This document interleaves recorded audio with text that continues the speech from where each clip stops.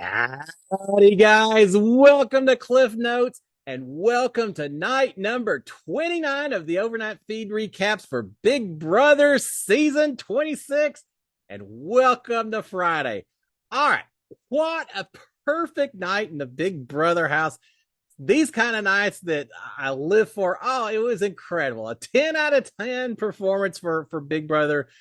The show itself, the live feeds afterwards, well, maybe not 10 of 10. I have a little beef with some live feeds. But other than that, what a perfect night. We saw Mackenzie win the AI BB Arena competition, which was needed to force some hard decisions from the rest of the house about what they were going to do. I liked that BBAI Arena competition involved rolling some balls.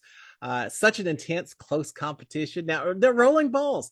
I seem to recall 5 years ago in week number 4, an Aggie having to roll some balls in order to save their life in the game. 5 years later, yet another Aggie rolling balls saves her life as well. I truly do think if Mackenzie had not won that competition, if she'd been up against Cedric instead, I think Mackenzie goes home. I just don't know they pull the trigger the same way that they did as it worked out. So Mackenzie saves her life with the BBAI Arena. She comes downstairs. Everyone's cheering, but you can tell no one really, poor Mackenzie, I'm cheering for Mackenzie. No one really seemed eager or really happy that she won that competition. No, because it meant they had to make some tough decisions. She wins that competition.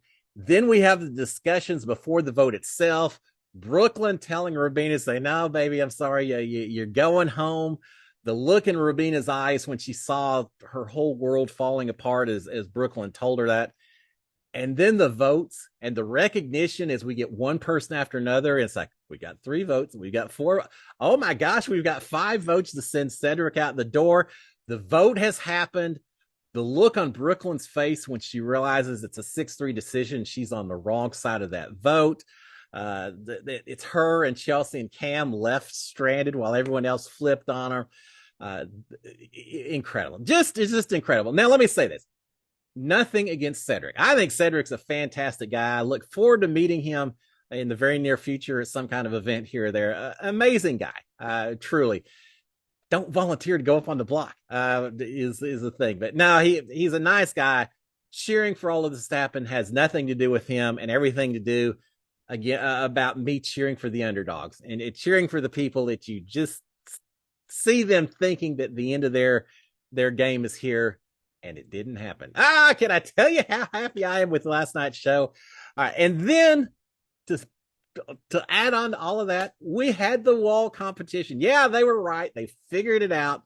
The wall competition, and now we have an HOH as well. And I'm going to tell you in just a second. I'm gonna hide it for just a second because we got so much else to talk about. Let's talk about the feeds before they ever got to the wall competition. First of all, we've got the feeds back after a couple of hours. I figured it's going to wait until the West Coast show and all that. Well, sure enough, we get the feeds back after a couple of hours. We've got Chelsea and Brooklyn and MJ talking. Chelsea and Brooklyn very much in damage recovery. Cam, even though he's on the wrong side of the vote, for the most part, Cam's like, Cam's just Cam. But Brooklyn and Chelsea, no, they're trying to do a little damage control, as they need to do at this point in time. Chelsea's upset. Chelsea's saying, if people were going to change their minds, why not tell us so that we could vote with the house as well? Why leave us high and dry? Well, Chelsea, that's not the point of a flip. Y'all were left exposed intentionally. One, so that there's other targets in the house beyond like Chemo and T-Core and Joseph, who were part of the flip. It leaves you exposed on purpose, and it kept them from having an opportunity to talk people back into not flipping. So, yeah, it is what it is, Chelsea. There's a reason that they didn't tell you. It's not as though the conversations weren't taking place all week long. You just weren't aware of them. But Chelsea's complaining about that. Chelsea's complaining that Leah talked one way all week long, and then she voted another way. They're saying that Leah only voted to save Rubina out of fear of Tucker putting her up. I think it's more than that. But even if it wasn't, it tells me that Tucker winning these first few competitions is going to give him a lot of leverage with everything that takes place from this point on, because people are afraid of alienating him because they know he's a comp beast. So even if that is why Leah voted that way, well, props to Tucker for making Leah vote that direction. But I think there's more than that. Brooklyn is complaining. She's saying no one is honest in the house. Ladies and gentlemen, Big Brother. Yeah, no, it's Big Brother. No one's honest in the house. And I think Brooklyn has done her fair share of fibbing in this house as well. You aren't immune. You aren't above the fray, Brooklyn. Yeah, there's a lot of lying going on. There's a lot of deception. That's what makes this game the game it is. Brooklyn is also saying that she told Rubina, and we heard this multiple times talking to different people. Brooklyn saying it would make no sense for me to vote the way I did, to vote against the person that was closest to me in the entire house. I didn't know she and Rubina had that close a relationship. And she's saying it would make no sense for me to vote against someone that was the closest to me in this entire house, if not for a few people telling me different about how the vote was going to go. She's very much making it sound like it was that she was forced by house decision. Oh, Rubina, I wanted to keep you, but everyone else was voting to send you out the door. The last thing I could do was, for my own game, the last thing I could do was vote to save you and be me and Tucker, the only people that didn't vote to send you out. And then what does that do to me? They made me do it, Rubina. They made me do it. I didn't want to do it. I never recall a few other conversations other than that. But yeah, she's not happy with that, and she's gonna sell that narrative to Rubina that I only did it because I was going with the house, and that's all there was to it. Chelsea is upset that Chemo told her about the flip just 30 seconds before the vote, when everyone was congregating around and talking and everything. Apparently, right at the last second, Chemo said, "Hey, just so you know, Chelsea, we're all voting to save Rubina." Chelsea doesn't like that. She's saying it isn't fair that they waited 30 seconds to tell her that. They had all week. They could have talked about it. Well, they did talk about it. They just didn't talk to you about it, Chelsea. At least they gave her the information beforehand. She could have flipped, right? I mean, she had the information. She chose not to, but she didn't think that was fair. And a lot of things in Big Brother that aren't fair. All right, we've got Brooklyn and Rubina talking. Brooklyn's telling Rubina how incredibly happy she is that Rubina survived. She's not upset because Rubina survived. That's perfect. That's the way she would have wanted it. What she's upset about is just that T-Core and the others didn't fill her in ahead of time, that they chose not to tell. She's saying it's nothing about you, Rubina. It's everyone else that's got me kind of set off. I'm glad that you stayed in the house. She's promising Rubina that if she was to win HOH, Brooklyn's saying, if I win HOH, I can promise you right now, I'm not putting you on the block. Yeah, Brooklyn's getting a little defensive now in her gameplay, now that she realizes she's on the short end of a whole lot of majority at this point. Can y'all tell the smile on my face how much fun I had last night watching all this? All right, we've got Rubina and Chemo and T-Core and Leah talking. Rubina is saying that the others are saying that these three, Chemo and T-Core and Leah, that these three were the ones that were telling everyone to vote out Rubina all week long. They kept telling us that you were going, that T-Core and Chemo and Leah, that y'all were telling everyone else that I had to go this week. And they're saying, yeah, no, that's not the case. Chemo, I think, is the one that says, why would we tell them to do that when we're the ones that led the flip in the first place? No, that's not it. Rubina says, no, I trust y'all three more than I trust Brooklyn and Chelsea, more than I trust them. So I think she understands that it's just them trying to spin some damage control from the other side when they tell her that. All right, we've got T-Core and Chemo and Tucker talking. Chemo can't stand it anymore. They finally made their big move. They talked about it. I'll be honest. I will be absolutely upfront and say I didn't know that they were going to go through with it. I thought at the end that these two, T-Core and Chemo, were conservative enough and risk adverse enough that they would get cold feet at the end and not do the flip. They did it. They made it work. At this point now, that part has worked, and Chemo, he just can't stand it anymore. They're talking to Tucker. He says, is it time, T-Core, is it time to tell him about the alliance?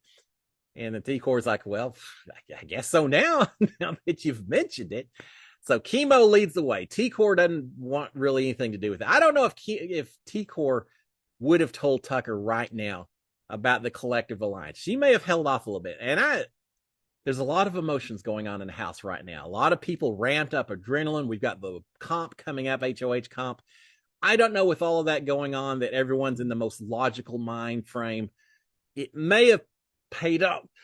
Excuse me. It may have. I may agree with T-Core that it's something that T-Core that Tucker probably needs to know, but maybe not right then. But it's like a kid revealing a surprise. There's no way Chemo can't tell him.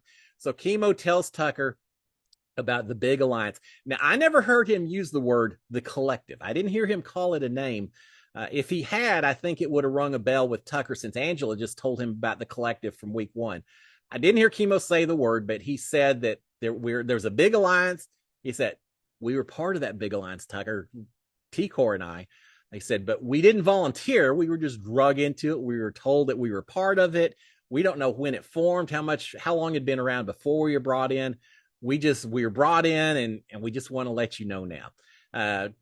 Tucker, he doesn't really seem too worked up by it. He said, oh, thank you for telling me. I appreciate it. We're good and all of that. He took it. We'll see how that plays out going forward now that he's aware of this big alliance that did exist. All right, with all that being said, I think it's Mackenzie or Brooklyn. I can't remember. Someone comes in and says, hey, there's wet mics in the storage room. Means they're going to get wet and sloppy and everything else. Just more indication that it may be the wall comp. And it is indeed. We get the wall comp.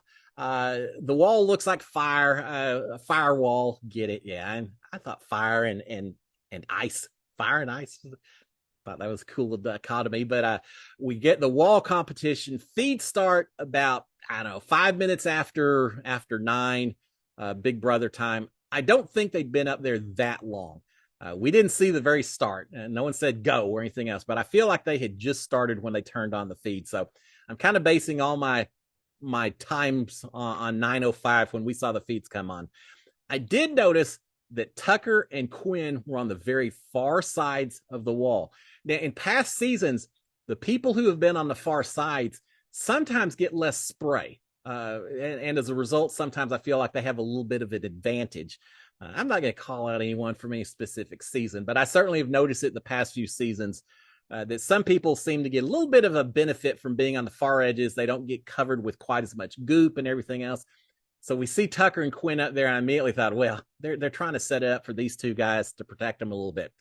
I will say they all got covered. I don't think they had any advantage this time. They had those goop cannons lined up perfectly to cover all these. I mean, look, who is this? I think that's Rabina, but Rabina or Han Solo, I can't tell. It could be Thermalite in there, but yeah, they got covered. This was a brutal, intense competition, the kind we like to see. Angela, she was down in about 3 minutes. I mean, as soon as the feeds come on, she's saying, I can do this. I can do this. No, I can't. It's going to be one of those episodes where they show her talk about, I've got this. I know I can do it. I know I can do it. And then, and she's off. Angela's the first one off. She's crying. I wasn't sure at the time why she was crying. I mean, did she really think she was going to win this comp, or is it just for looks? I don't know. But Angela's down and crying after about 3 minutes. Chemo is out after about 6 minutes. The goop starts about 8 minutes in or so. So they missed getting covered with all that stuff. But we got them just covered in goop at 8 minutes. Joseph went down about 9 minutes in. Leah and then Chelsea about 10 minutes. We're starting to see them drop once they get to these inclines like this. Leah and Chelsea, I mentioned, they got sprayed with water, so kind of washed off at 11 minutes. T-Core at 16 minutes or so. I actually did not see Brooklyn fall. I think she came down about the same time as T-Core. I just looked up and suddenly Brooklyn's gone as well. It's funny, as they fell, you could see little outlines of the red underneath the goop where their body had covered it up. It was fun. But T-Core at 16 minutes, Brooklyn around that time as well. They get some cooling gel at 18 minutes. I think that's this stuff right here. Amazing how covered they got. Mackenzie finally went down at 18 minutes.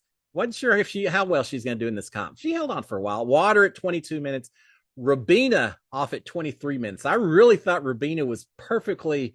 It just seems like the kind of player that does well at a wall type competition. And she did pretty well. Just didn't quite make it to the end. So she's off. So then we have Tucker and Cam and Quinn left. All three of them leaning forward, looking like they're struggling at times, really not certain how this is going to play out. But eventually, Cam is down at 32 minutes. So we have the perfect scenario, the perfect storm, so to speak. Tucker on one side, Quinn on the far side, both of them struggling to stay up there, wondering how much longer is this thing going to last. And then we lose the feeds. Yeah, Big Brother production, you're one cutting the feeds away from having a perfect 10 out of 10 evening. I know why they did it. They want us to see the final fall on the show and all of that. I get all of that, but those of us who are staying up watching this, we would have really appreciated that was a little treat here and there, Big Red. Nah, we didn't get it.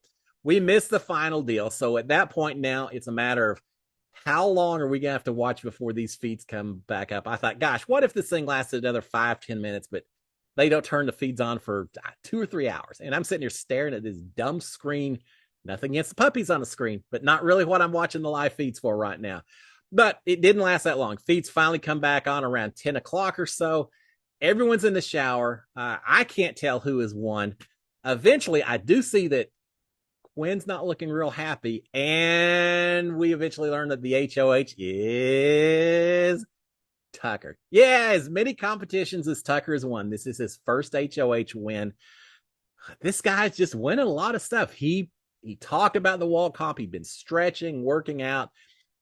More than any kind of physical exercising he did, I just think Tucker got into the right mindset when he did this comp. He had talked earlier, said, I wonder what the rest of the people are going to think when they've all fallen and I'm up there chirping away at them. Well, when it came down to it, push comes to shove, he wasn't talking trash to anyone. He was just up there focused, concentrating, not saying a word.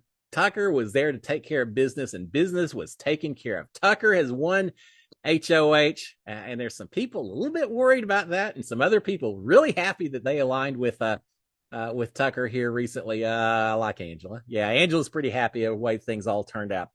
We do find out that the have-nots are kicking back in this week. It's going to be the first 3 people who fell off the wall, which would be Angela and Chemo and Joseph. Maybe now we know why Angela was crying. Didn't have anything to do with her falling off the wall. It had to do with the fact that her recognizing that she was going to be a have-not. So yeah, we've got our 3 have-nots for the week based on order of finish on the wall itself. We get Quinn. I told you, he got in the shower looking just very down in the dumps. He goes over, sits on the bed in the Power Rangers bedroom, nothing but a towel around him, not saying a word. Suddenly, Quinn's not talking to the cameras as much as he was. What a difference a couple of hours make. We saw Quinn go in, talk to Julie Chen. He couldn't vote, but he's like, ah! And looking so excited, so happy at the way everything was going. And next thing you know, he is just as down in the dumps. I thought it was Chemo at one point. He was so down in the dumps. Now, Quinn is not feeling great about his position in the game. Not all is lost. There's other targets in this house. He just needs to make sure that Tucker identifies the other targets. But Quinn looking very sad as he sits there by himself. And suddenly no one wants to talk to Quinn at this point in time. Joseph, at one point, overly happy for Tucker. He's in the storage room. You would think that he won the competition the way he's jumping around, congratulating Tucker. Tucker mentions to Joseph, said, hey, I offered Quinn a deal. He should have taken it because he fell right after that the next time the wall went down. Now, we didn't know what that deal was because, of course, the feeds were cut. Thanks, Big Brother. But we find out later because Quinn told T-Course and MJ McKenzie, he says that basically Tucker had said that he would offer Quinn safety if he dropped right now and let Tucker win this thing. He would give Quinn safety. He swore on his dead grandfather, and Quinn saying, yeah, I don't like when you swear on dead people or whatever. He says, I told him the same thing. I'd give him safety if he dropped for me. Neither one dropped. Quinn fell, unless he just slipped. If he just slipped, you don't expect it. But if he knew he was getting ready to fall, maybe he didn't really believe Tucker, and maybe Tucker wouldn't have really saved Quinn. He may have, though. But he didn't take him up on it. So now Tucker feels all gloves are all, a target's a target, and I owe no one anything since Quinn didn't take him up on the offer. So that may be why Quinn sitting there on the bed looking so sad is realizing that maybe I should have said yes, and maybe I would have had an easy week as a result of it. Ain't gonna happen, Quinn. I think it's gonna be a difficult week for you. All right, Tucker is talking to Angela and Chemo. He tells him, says, hey, this house is about to change. I think it is. Angela's saying, she said, everybody better be nervous except the homies. Angela using the term homies was not on my bingo card, perhaps, but yeah, Angela's feeling pretty good that she begged to be put in with this group, and now it's paying off a little bit. So yeah, Angela's pretty happy that Tucker won. Angela's going, and now something Angela's not so happy about. She's realized she's not going to be able to celebrate her birthday on Saturday because she's going to be a have-not. Well, I guess she can celebrate, but she can't eat birthday cake. She says, y'all can drink my alcohol. I don't care about that, but no one's eating that cake until I'm not a have-not, so I can eat it with y'all. Makes me think. The cynic and not the cynic. We saw last week Angela got her cake mix, a whole birthday basket, a week early. And we all laughed. All production doesn't even know when her birthday is. They gave it to her a week early. What a goof and all that. Maybe production, who knew the wall comp was coming up, knew that the have-nots were going to be the first three people that fell off the wall. Maybe someone just had a little bit of an inkling that Angela could be one of those first three people, that she would be a have-not over her birthday. Maybe production was kind of throwing Angela a bone of, here's your birthday cake early because we know something that you don't know. Going forward, when we have little goofs like this, I'm going to pay a little bit more attention and see what kind of paranoid conspiracy theories I can build into it. Because in this case, maybe they should have gone ahead and baked that cake and celebrated it a week early. Enjoy your birthday week, your birthday month, Angela. Jasmine would approve. All right, we've got Chelsea and Cam and Brooklyn talking. Chelsea is blaming the flip on Joe. She's blamed T-Core and Chemo at some points as well, but it's all on Joe. Joe's the one that led this thing. Joe's the one that was the final straw that broke the can. It's all Joe that caused this all to happen. So she's saying that Brooklyn is thinking that, she's saying, look, if juries go the way they normally go, Angela just made jury because she's not going home this week with Tucker up there. So Angela just made jury. And Brooklyn said, I cannot believe that I could be going home before that woman. Well, things happen. So, isn't that amazing? We could have Brooklyn or Quinn or Chelsea. One of them could be pre-jury. I may not have guessed that before this evening. But yeah, Brooklyn's not real happy that Angela may last longer in this game than she will. Brooklyn is definitely worried that she's going to be going on the block this week, as she should be worried about that. Chelsea, though, is thinking that Tucker is going to put up Quinn and Leah and Mackenzie on the block. I don't think so. Of course, nominations today, but I don't think that's going to happen, Chelsea. I'm not sure if she really believes that either. That may be a little more wishful thinking, but Quinn, Leah, and Mackenzie on the block. So the three of us, yeah, we're saying, well, why would Tucker go after us, right? Cam says, yeah, I think I'm going up. I think Cam is going up, indeed. So he thinks he's probably not safe. Brooklyn thinks that she isn't safe. Chelsea thinking there may be some wiggle room in there. Brooklyn is saying if the four of us stay strong, and I think she's referring to herself, Chelsea, Cam, and Quinn. If the four of us stay strong, Tucker can't play in HOH next week. We could win that. We could backdoor Tucker. We could make Tucker the first member of jury. So all is not lost if we just stick together at this point. All right, we've got Quinn talking. Quinn is happy that Angela's a have-not. You know, the silver lining in Quinn's whole horrible, horrific kind of day is that at least Angela's a have-not. Poor Quinn. Quinn's been sleeping up in the have-not room to avoid, maybe because of sleepwalking stuff. I think it's just to avoid other people and get a chance to talk to the cameras. We've got have-nots back, which means Quinn doesn't have the have-not room anymore. He's going to have to be down. What room would you go in? Would you go into the fantasy bedroom, the pedal room, and have to hang around with, I don't know. He's going to have to share a bedroom with some people, and I don't think Quinn wants to do that right now. All right, we've got Brooklyn starting her campaign a little bit early with Tucker. He hadn't gotten his HOH room yet, so they're meeting in the fish tank area upstairs. But Brooklyn's campaigning to Tucker.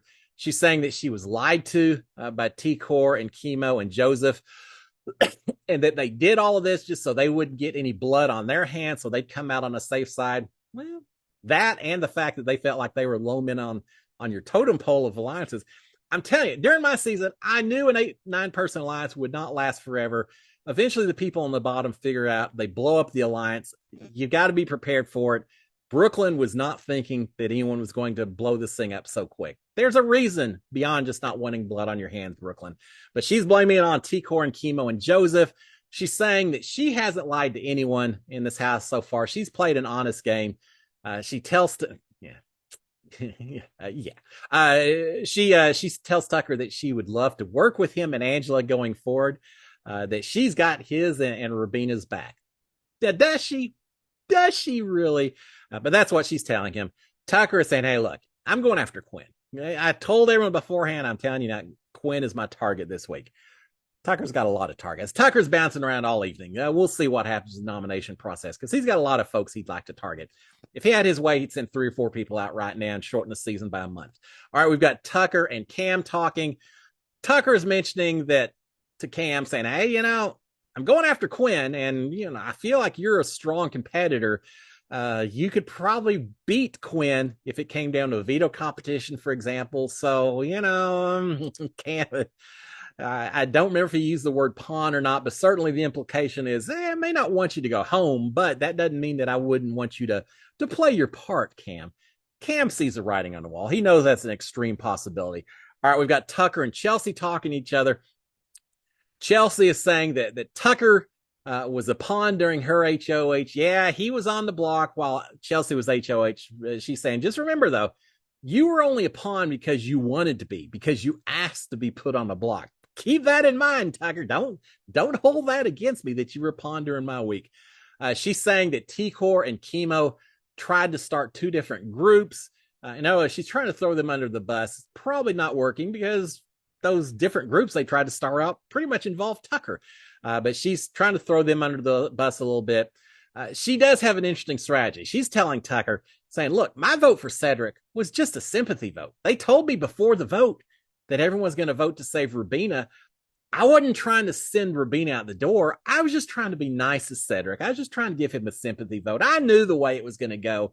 It was just me being nice to Cedric, had nothing to do with me going against your possible showmance, Tucker. I hope you're not thinking that. So that's the way she's trying to spin her vote against Rubina. She's saying that she has no final 2. So, she said, Brooklyn and I are close, Tucker, but we don't have final 2 or anything. Don't be thinking that the 2 of us are like that. No final 2s from me. So she tells him that. She tells Tucker at the end, she just comes out and says, I don't want to be a pawn this week. I know you volunteered during mine. I don't want to be a pawn this week for you. We'll see. She may escape it this week. We're gonna find out here pretty quick. We've got Tucker and Joseph talking again. Another one-on-one before he gets his room. Tucker he is saying that he's going after Cam and Brooklyn. Those are his 2 primary targets right now. Joseph is saying, yeah, don't worry about Quinn. Saying Quinn can be a target later. Quinn doesn't have anyone in the house. We can get Quinn out whenever. Your bigger threats really are Cam and Brooklyn. So yeah, don't worry about Quinn, Tucker. Go. You're right. Just go after these 2. Joseph doing what he can to protect Quinn even now. We saw him do that a little bit earlier, Tucker. He's trying to maintain that relationship with Quinn. All right, Tucker got his HOH room finally, and we got to watch. Thank you, Big Brother, for that. He got a letter from his dad, and he choked up a little bit reading about it. I think his dad's in Costa Rica, and they're laughing. His dad wrote the letter all in capital letters and all that. He got several pictures, including pics of him and his dog, so he's happy about that. He got some music. I can't remember. He called it disco funk or something. So he got some music. Everyone seemed genuinely happy to see his room. And I got to say, during my season, even your worst enemies in the house, you still wanted to see their HOH rooms, see pictures of their family, see them in a different environment. It's just the one time you can usually break away from the game and just be happy for someone else. And it seemed like everyone was happy for Tucker getting all of his stuff. All right, we've got Joseph talking to Rubina, telling Rubina, saying, look, no matter what Brooklyn and Chelsea say, they didn't care about you. This thing that they were forced to vote you out because everyone else was voting you out. Just saying that's not true. No matter what they say, Brooklyn and Chelsea do not care about you. Chemo and T-Core are the ones who are telling you the truth, Rubina. Just don't fall for any of that stuff from the other side. And he's telling the truth when he tells her that. But there was talk from a few people that Rubina felt closer to some degree with Brooklyn and Chelsea, or at least she felt close to them. And and maybe would even fall for some of what they were saying, that they didn't want to send her out. They were forced to. And so there's some people trying to alert her that you can't trust those two. All right, Brooklyn is talking to Chelsea. She told Chemo at one point after all this went down, she said, well, there goes the collective. There it goes indeed. Yeah, I think the collective is no longer a working alliance. Day number 33, adios, collective alliance. Move on to something else. Chelsea is still talking about that she thinks there's an opportunity to convince Tucker to put up Mackenzie and Leah and Quinn as the three targets. All right, we've got Tucker talking to Leah and Brooklyn and Cam and Quinn. He's saying that Brooklyn and Chelsea, well, maybe he's not talking to Brooklyn. I can't remember. I may have that slightly wrong, but Tucker is saying that Brooklyn and Chelsea are blaming T-Core and Chemo. He's telling Leah, saying, hey, Chelsea, I don't know what she tells you, but Chelsea does not like you. She's said bad things about you, and Chelsea is not your friend, Leah. Cam, Tucker mentions that Cam is going up, and he says, not just as a pawn. He would be fine as a target. If he may end up being a pawn, but that's not necessarily the intent. He's talking about Brooklyn as well, saying Brooklyn has been lying through her teeth about everything from week number 1. At this point now, Tucker is saying that his boot order, so to speak, is number 1, Brooklyn, number 2, Cam, number 3, Quinn. Again, it varies throughout the evening, but for now, Brooklyn, Cam, and Quinn. All right, we've got Brooklyn and Chelsea talking. Brooklyn is saying that they, being T-Core and Chemo, that T-Core and Chemo, they know that Tucker likes Brooklyn more than he likes T-Core and Chemo, and that's why they're making Brooklyn a target right now. I'm not sure that's exactly the motivation, Brooklyn, but yeah, that helps you sleep at night. Chelsea is glad that Joseph is a have-not. Quinn's happy that Angela is. Chelsea's glad that Joseph's a have-not as well. They're upset that Joseph started this big majority alliance and then he moved on. Remember Joseph talking about it? I kind of laughed about it a few days ago, that Joseph was saying, yeah, I'm the one that created the collective.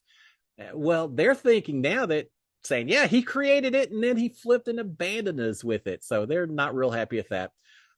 Brooklyn, a little bit of important information here. Brooklyn has now told Chelsea about the 5 Points Alliance. So they are aware at this point now that T-Core and Chemo were working with Tucker and Rubina. So starting to put the pieces together here. All right, we've got Tucker talking to Angela, telling Angela that he would prefer Brooklyn and Cam out before Quinn goes out the door. Maybe Joseph's having more influence on Tucker than I thought, because he's saying, yeah, Brooklyn and Cam before Quinn. Anytime, we'll get Quinn out. He's saying that if Cam keeps his mouth shut, maybe he'll pull Cam off if the veto is used and put Chelsea up. He said, but if Cam talks, and I don't know what he means by talking, bad-mouthing, trying to explain, justify, throw people under the bus. He says, if Cam talks, then I'm just going to leave him up there. I'm not going to pull him down. But if he stays silent and basically plays ball with us, then maybe I'll pull him down and put Chelsea up and maybe make sure we go after someone else instead. But he also says that he earlier basically told Quinn the same thing, that maybe he'd pull Quinn down if Quinn played ball with him. So, yeah. Can anyone trust Tucker once you're up on the block? I don't know. All right, we've got Tucker saying that the new alliance, the new power in this house is him and Rubina and T-Core and Chemo and Angela. So the alliance that they just formed, and they're going to meet later in the evening to talk about it. In fact, they're meeting right now. Just a little bit later, they're up in the HOH room. These 5 are celebrating with each other. They mentioned at this point, Tucker says, all right, now it's going to be Cam and Brooklyn and Quinn are going to be my 3 that are going up. Here's the thing. We don't know that 3 people are going up. We don't know. It wasn't announced one way or the other last night. We don't know if this twist of nominating 3 people and having a BBAI arena is still in play or not. He may be faced with only making 2 picks, but assuming there's 3 picks, right now he's looking at Cam and Brooklyn and Quinn going up, with Brooklyn potentially being the main target. They talk a little bit about, and they watch on the monitors, I think Mackenzie had a one-on-one session with Tucker. She immediately goes down. They see her on the monitor going over to talk to Chelsea and Brooklyn. They're worried that Mackenzie is falling towards Brooklyn and Chelsea. I think it's Tucker that refers to Brooklyn and Chelsea as snakes in the house, and he calls Mackenzie a baby snake. I was cheering for Mackenzie. I felt like she saved her game and her life with tonight. but now maybe she's creating some issues because she's choosing or looking like she's kind of siding up with Brooklyn and Chelsea with the wrong side of the house right now, and they're noticing that and a little bit worried about that. Tucker's telling them all about all the one-on-ones he had throughout the entire evening. As far as I can tell, he's not really spinning anything wrong or being inaccurate. He's kind of regurgitating everything that was told to him. So he's telling them all about all his one-on-ones.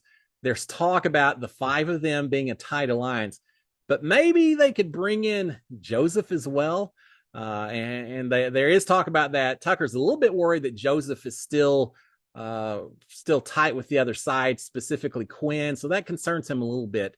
But they want to have, yeah, five's great, but somewhere down the road, if someone on the other side wins HOH and puts a couple of them up, they still may not have the majority. So they're saying maybe we bring Joseph in as kind of a so-so member and make him number 6. And then later they talk about maybe bringing Leah in as a so-so kind of member and make her number 7 on the pecking order and all that. They're going to talk about that. But for right now, it's these 5 that are solid. They've come up with an alliance name, the New Alliance, led by Tucker. I will call it that for now. The New Alliance is Fish Tank. All right. Now, I'll give them credit. I hate when people name an alliance that has a number in it that immediately tells everyone else how many people are in your alliance. I think that's silly and bad gameplay when you do that. Fish Tank doesn't have a number in it, so good for him for that. In terms of the name itself, yeah, I have heard better.